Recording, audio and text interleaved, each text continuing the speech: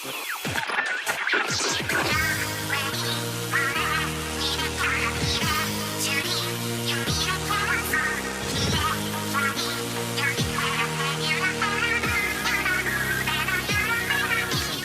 what weapons did you play? Were there any that you were focusing on throughout the Splatfest? I mainly stuck to Slosher, Splattershot, Splatana, and Charger, funnily enough. I tried to get my hands on everything, wanted to get a good feel of what new specials felt like, how some of those returning subs felt. I've wanted a bow weapon forever. When bow came out, I'm like, wow, this is kind of mid. And then I started to play yesterday, and I'm like, wow, this is kind of fun.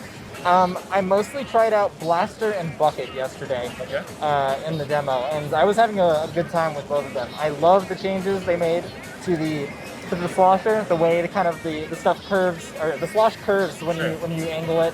That was so jank on Splat 2. Blaster, less jump R&D, it feels way better. It's great. So I ended up playing mostly the Dually class, honestly. I got to try Tetra and Dually. I was honestly really worried with Dually specifically. With everything getting faster and everybody getting rolls, I was like, maybe Dually will be outclassed here, they can't move as fast. That is not true. I played a lot of the Wiper because I was just really curious about Splatanas. I messed around with Bow a bit, but it's not really my role. But Katana looked really interesting, so I wanted to put a lot of time into it. I also messed with Aerospray a fair bit. Were there any weapons of the ones that you tried, and it sounds like you tried pretty much everything, that stuck out to you, you were impressed by? Oh god. I was, I'm not a backline.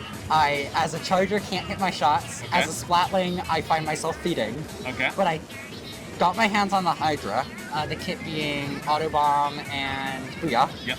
And it just felt good.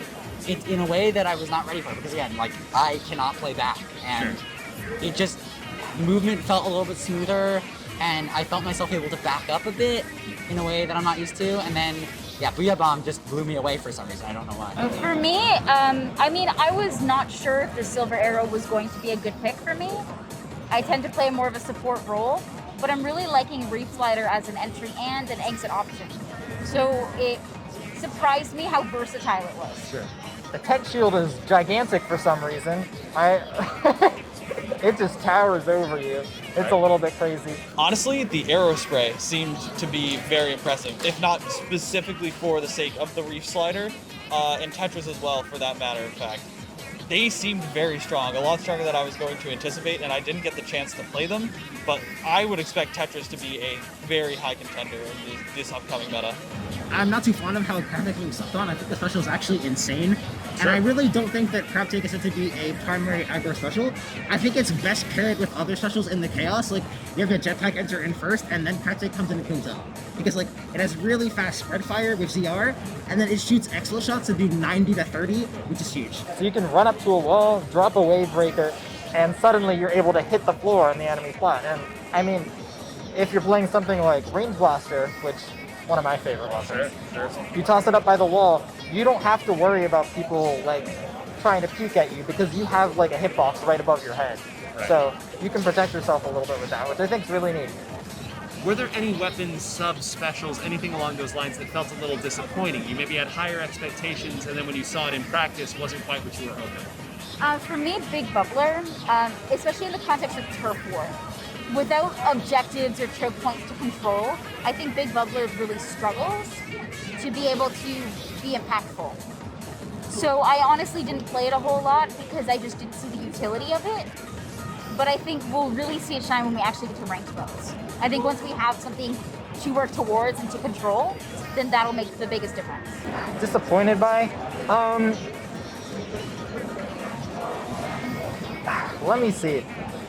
I guess a little difficult to say. I was a little disappointed in the Trizuka specifically. I think Splattershot, it felt decent still, and Splattershot still feels great, but specifically the Trizuka was just a little bit underwhelming. I'm gonna be honest, I wasn't really underwhelmed by too much. Main weapons are fine, most of the sub weapons are pretty fine. The one thing I was underwhelmed with was Ultra Stamp. The special has a very infamous reputation in Splatoon 2 for being cosmetic and not getting much done. Because of hitboxes, it falls very short.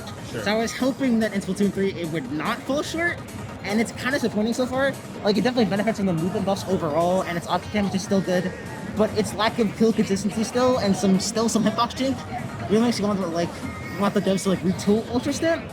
I was sitting next to Miss Popgun for most of my gameplay, and I'm not gonna throw her under the bus. There was a moment of like, we were trying to figure out what weapons we wanted to try, and I was like, oh, I haven't tried the Tri-Springer yet, and she went, you're not missing anything. Like, yeah, we're not used to it, we don't know how they feel to play, but like, I got my hands on this Splatana, and it felt difficult. Yeah. Like, it feels like a pseudo backline, but it doesn't have the aggressiveness that the Nautilus has, and it doesn't have the flexibility that you get with maybe a higher DPS shooter. But the new special I'm most surprised by and sort of disappointed is actually Trip Strike, because I really love Bomb Rush for the way that I can move around so flexibly, spam hitboxes so much. It feels like it controls the game pace so much. I didn't realize you wouldn't be able to swim during Trip Strike. And that, to me, like, doesn't make it terrible, but at first I was thinking it'd be really good, but now you have to commit so much faster to the special, instead of just being able to pop it, hold it, reposition, like I was expecting. So I think it's to be a bit more transparent, a bit more easy to read, because you can't pop it out in the open, like you're just gonna die. This is, I know, a very bold question. This is all in good fun. What do you think the meta is going to look like early on? I want to be wrong in 3 months. I really do. Because what I'm feeling right now and the way I'm seeing comp players react in person and on Twitter is, like, we all know what we're good at. Yep. And it's gonna be a lot of the same. I mean, meta is often the easiest, it's just the easiest path that it takes to win. Cherry Limeade doesn't take that path. We love the Trailblaze. That being said, Tacticooler is absolutely busted. It is so much, I love super jumping. That's why I play Custom Leader, because beacons and all that, it's so much fun. When I picked up Tacticooler, the Soda, for the first time, it gives you like a 1 second start to land super jump. And I was just teleporting and cackling with it. It's insanely good. So Tacticooler, at least one. Zap is gonna be back because, you know, Zap's always been good. So we're gonna get at least 1, if not 2 Tacticoolers. I think Wavebreaker is personally like the anti-Tacticooler thing itself. It slows down the match. Like, it makes the opponents play to a tempo. So I think that'll be hype. So, right off the bat, people are going to want to play Splatoon 2. Even though everyone says they don't want to play Splatoon 2 anymore, everyone is going to play Splatoon 2. And everyone and their mother is going to pick up NZAP and play Tacticooler, and everyone is just going to die. And I think that there's going to be a heavy counter meta to people running Tacticooler with maybe even like Respawn Punisher Blaster, or I think just like reliable AoE weapons. I think there'll be a lot of shooters because people are just comfortable with that right now. They'll probably do the ones that can spam the strongest specials that at least they think are strong at this point. So a lot of Cooler on Zap probably, a lot of Whale on 52. I think a lot of people are liking Whale right now. Maybe Arrow, but I don't think a lot of people are very open-minded to that right now. I think there'll be very little of the new Bow and Viper, just the entire class of katanas, because I just think people already don't seem that impressed with it, and I don't think they'll put time into it within the first 3 months competitively to push it, even if they are viable. There's just so much to learn about them still. What I could maybe see outside of shooters is that maybe people will pick weapons with the strong specials, quote unquote, what they think right now again. Like that aren't shooters, we might see Dapple with Tactical or Beacon. I think it'd be really strong, and there's a lot of people recognizing that. Maybe Brush spamming Killer Whale could be good. Ink Vac could maybe be on Tent, stuff like that. So I think it'll be a slow evolution based on the specials that'll force people to try not quad shooter, but we're going to start quad shooter. This is my guess. I think people are going to be a little too attached to quad shooter and missile in particular. Yeah. And then I've seen a lot of people on Twitter especially being like, oh my god, missile got buffed. It's so scary. And like, oh my god, it's on these 2 weapons. And like, I'm honestly going to be real here. The thing that makes missile so scary is that it's on shooters. They can farm it so easily and quickly move up to benefit off of the benefits of missile. And like, I again want to remind people that like, Bubble is gone, Stingray is gone, and Armor is gone. Those 3 tools enable missiles so much, and also it's on Flimsa and YouTuber. YouTuber isn't exactly known for ability farm specials, and I'm assuredly not going to see every K-Shot main suddenly being a Flimsa pro in the first 3 weeks. Yeah. So like, I think that honestly, like, we'll probably see like the remnants of the quad shooter meta, but honestly I think with how Splatoon 3 is looking to shape up, I think quad shooter will actually die in the first 3 months. I don't think it's good, in fact I think it's terrible. All right, so what I think we will see is a lot of tactical learn, especially on the Zap, especially where our meta right now already revolves around playing an N-Zap. I think players who are comfortable with that are going to pull up the cooler because of the buffs it gives. I think on top of that, we'll probably see at least an Arrow, but we'll probably see it more in aggro hands than anything else. I think we should see Tri-Slosher. I don't know that we will.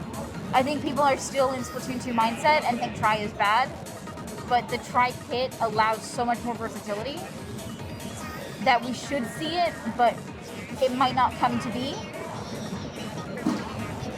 Beyond that, I think for a little bit we're just going to be rolling over Splatoon 2 weapons into Splatoon 3. So we'll probably also see Jet being fat. I think that turned out to be a little bit stronger than people were anticipating, and people who already play Jet are just going to keep doing it. I think that anchors also deserve the right to play Charger again, because you have, like Prim said, no armor. That's insanely good again. You have a lot of like specials that take damage, like Wave Breaker takes damage. Big Bubbler, you can nuke that thing with like, 3 E-liter shots. So I really think that Chargers will have an actual place again. And plus, they're just, you can like read the squid rolls, hopefully, I guess, depending on how people, get creative with it.